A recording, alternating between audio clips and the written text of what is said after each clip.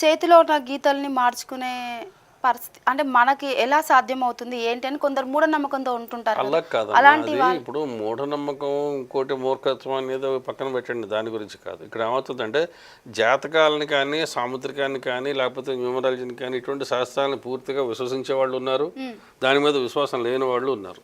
విశ్వాసం లేని వాళ్ళ గురించి మనం మాట్లాడుకోవాల్సినటువంటి అవసరం లేదండి ఇక్కడ.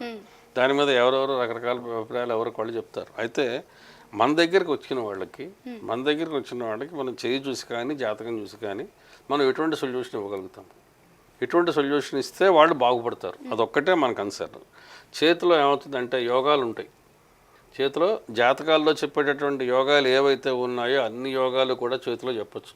అనఫా యోగం చెప్పొచ్చు, సునఫా యోగం చెప్పొచ్చు, కామధర్మ యోగం చెప్పొచ్చు, అలాగే పంచమహాపురుష యోగాల గురించి చెప్పొచ్చు, శిశయోగం చెప్పొచ్చు, రుచిక యోగం, భద్రయోగం, మొత్తం ఏ యోగాలు అయితే ఉన్నాయో ఆ యోగాలు చెప్పొచ్చు. ఇవన్నీ కూడా చేతిలో ఉండేటటువంటి గీతలు వాటి నిర్మాణాలను బట్టి ఆధారపడి ఉంటాయి.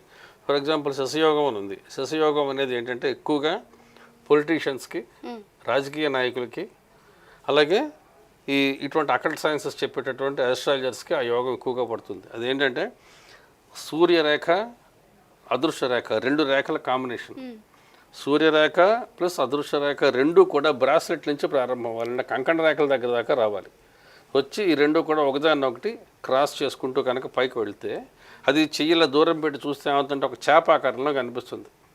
ఒక ఫిష్ని మనం అడ్డంగా పెడితే దాని షేప్ ఎట్లా అయితే ఉంటుందో అటువంటి తప్పకుండా అటువంటి యోగాన్ని శశయోగం అంటారు.